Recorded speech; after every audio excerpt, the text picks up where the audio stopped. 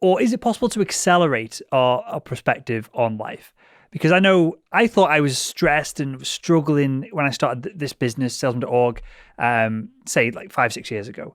But if it was me who went back in time now, it'd be a joke. I didn't even work that hard because I didn't know what I should have been doing.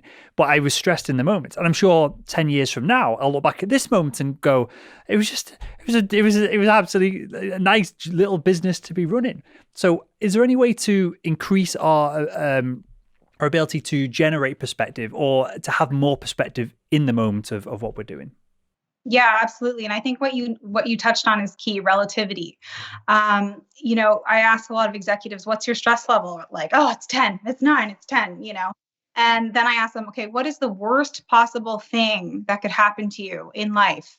Personally, professionally. Obviously it's always losing someone dear to you. And okay, that's a 10. So if that's a 10, now what is your stress level as an executive or CEO? And suddenly, oh, okay, that doesn't seem so bad. And I personally experienced this actually when I was a GM for an environmental company called TerraCycle. In the same month that I got that role, my mom was diagnosed with Lou Gehrig's disease, or ALS. And I used to be a big stressor at work, always in my own head, stressing all the time, checking my email 1, 2, 3, 4 o'clock in the morning. But then when that happened, everything changed. Ironically, it was the most, senior role I'd ever been given, but I was the least stressed because at the end of the day, my mom was dying, and no email was as important as experiencing, this life experience. So, I got out of my own way a lot. I got out of my own head a lot. I could, email the global CEO without, thinking twice, and I could send out a big email without going, how's he going to react? How's she going to react? Like, if this is what's best for the business, this is what I'm sending out.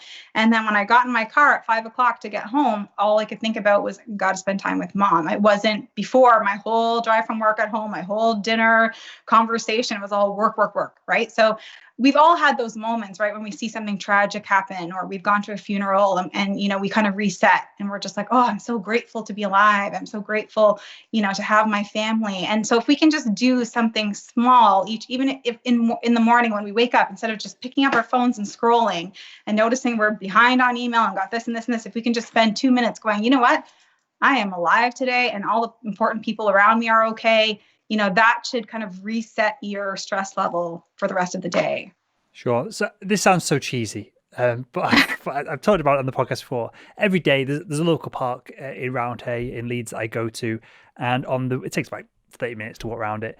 On the way there, I just think of stuff that I'm grateful for. And the first few things are, I'm grateful I've got a job, I'm grateful this, but then 10 minutes into that, I actually get to 2 points that I've never really pondered about. And then on the way back, just to balance things out a little bit, I ponder on things that I want. Whether it's when I get a new hire, I want to hire this marketing organization to come and help us out, whatever it is. I want to get this deal done, whatever it is. And that puts me in a really good mindset for the rest of the day. And I find if I don't do that, I'm just kind of on. I'm not really thinking about things. I'm just going through the motions, and I'm being, you used the best word earlier on, Nina. I'm being reactive to everything. And something else I like to do, and I'm going to throw stuff at you here. I appreciate I'm doing a bit more talking than I easily do on these shows. But another question I ask myself is, when I'm in a stressful situation, is I ask the question, either what's the worst that can happen, or if 5 years from now I was to look back at this, would I give a shit about it at all? Would it even be a blip on my radar? So with those kind of 3 examples there, are there any other things that we should be doing? Any other questions that we should be asking ourselves, or anything else that we should be doing in our routine, just to wrap up the show here, if we feel like we do need to get on top of our stress? Yeah. I think, again, as I said, this journey is so personal. So you need to know what works for you. I find morning time is best. I had a monk once tell me, meditate before you enter the world. And what he meant by that was, once you look at your phone, once you have that conversation, it's over. You're already in that space of like, I got to do this, got to do that, comparing yourself, whatever it is. So I find the most effective time is in the morning. So I'm glad you go for your little walk in the morning, and just, take anywhere from 5 minutes to half an hour to do something to ground you, whether that is meditate, yoga, journal, walk, And just, again, it's a moment to be aware of your chatty mind, and, try to mitigate that ongoing chatty mind talk, and lean into that observing mind. Because like you said, if you do it in the morning, it kind of sets the stage for the rest of your day. I as a meditator, I notice the days I meditate, I feel a lot more calm and less reactive. The days I don't, I'm just a little bit more on edge. So if you can do something that works for you in the morning for yourself, I think that's a great way to help mitigate stress for the rest of the day. Sure. So you've said the word meditate there. Now, when I started the podcast 5-6 years ago, meditate was a weird word. It was hippies that would sit on a rock, and maybe you've got to shave your head and wear a bathrobe. I don't know. I think now clearly the likes of Elon Musk and Jeff Bezos and all these kind of celebrity entrepreneurs have normalized it for a lot of people. So do you have a clearly you somewhat trained in an environment with monks, with clearly meditation is involved in there, so this might be more personal to you than what you just advised to someone who's brand new to it. But is there any apps or processes or any ways of going about meditating that you recommend for someone who is a little bit I should probably try it, but it also sounds a little bit bizarre? Yes, absolutely. I've been meditating for 15 years. It's totally changed my life.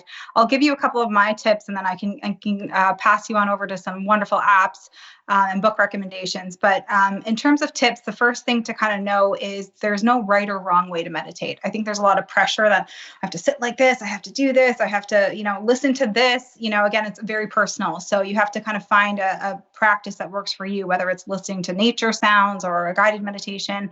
The second thing is, your thoughts don't stop. So a lot of people think that if they're sitting in meditation and a bunch of thoughts come through, they're doing it wrong. I have a lot of clients say, I can't do meditation. I say, why? My thoughts don't stop. Well, like I said, I've been meditating for 15 years. I've never had a meditation where my chatty mind hasn't tried to come through. So if it comes through, again, it's an opportunity to be acutely aware of what's coming through, and, use that observing mind to just watch the thoughts come and go.